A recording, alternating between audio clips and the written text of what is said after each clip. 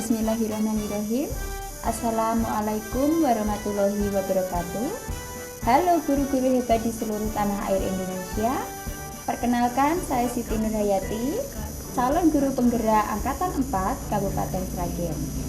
Pada kesempatan yang baik ini, perkenankanlah saya untuk menyampaikan terkait dengan kegiatan aksi nyata saya pada modul 3.3.A.10 tentang pengelolaan program yang berdampak pada murid.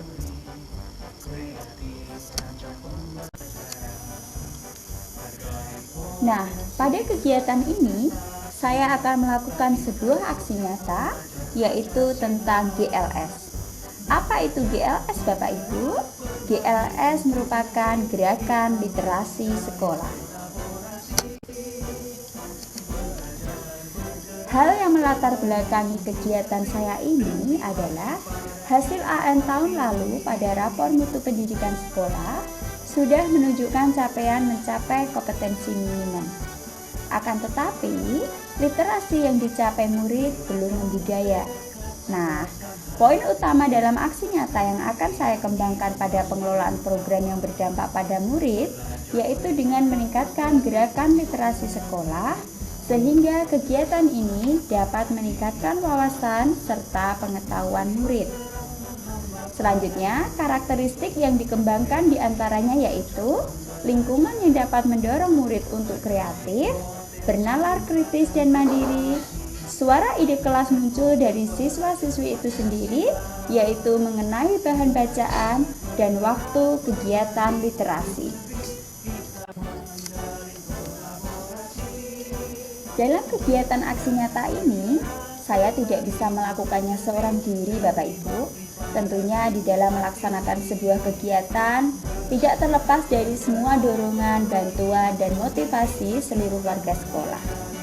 Mereka ikut berperan dan berpartisipasi aktif dalam kegiatan gerakan literasi sekolah yang saya lakukan ini. Dari kegiatan mendesain pojok baca, memilah buku, membuat jadwal kegiatan, semuanya ikut membantu saya. Ini semua adalah bukti dukungan nyata dari pihak sekolah, sehingga anak-anak akan merasa senang dan kegiatan pun dapat berjalan dengan baik. Tindakan tersebut dilakukan dengan penuh kesadaran dan sukacita. Siswa-siswi membuat jadwal untuk kegiatan literasi sekolah dan memilih buku sesuai dengan keinginan mereka. Dan program yang saya lakukan ini adalah program dengan menggunakan alur tahapan baca yang diantaranya sebagai berikut. Nah, Bapak Ibu, kita memasuki tahapan baca yang pertama ya. Tahapan baca yang pertama adalah B, yaitu buat pertanyaan utama.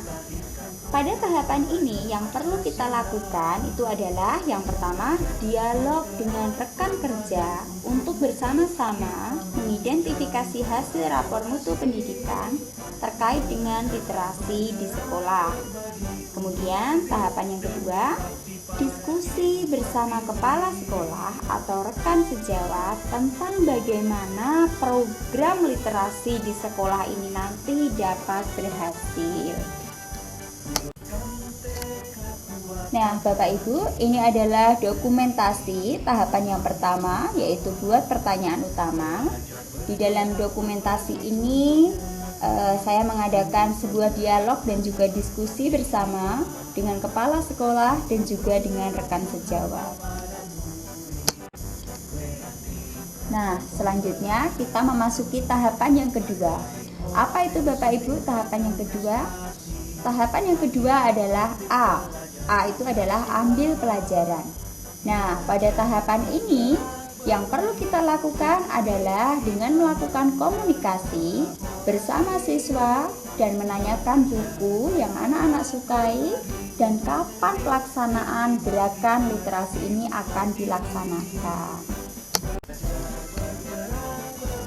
Nah, ini adalah dokumentasi yang kedua, yaitu terkait dengan ambil pelajaran. Pada tahapan ini tentunya saya akan melakukan komunikasi bersama dengan siswa untuk menanyakan buku-buku apa yang mereka sukai, seperti itu. Kemudian untuk yang ketiga yaitu G. G itu adalah gali mimpi. di mana pada tahapan ini hal yang perlu kita lakukan adalah memetakan survei buku yang anak-anak sukai. Nah, Bapak Ibu, kegiatan memetakan ini sangat penting untuk dilakukan karena dari kegiatan ini kita itu nanti dapat mengetahui jenis buku apa saja yang anak-anak sukai. Ini merupakan dokumentasi yang ketiga, yaitu terkait dengan gali mimpi. Di sini ada hasil survei buku kegemaran murid. Nah, siswa saya ada 18 Bapak Ibu, dan di sini mereka menyukai jenis buku yang berbeda-beda. Ada siswa yang suka jenis buku cerpen, ada yang suka dengan cergam, dongeng, ada yang suka komik, ada yang suka teks pelajaran. Seperti itu Bapak Ibu. Nah, selanjutnya kita masuk di tahapan yang keempat. Apa itu tahapan yang keempat? Tahapan keempat ini adalah J. J itu adalah jabarkan rencana. Nah, pada kegiatan ini tentunya berbeda dengan kegiatan sebelumnya.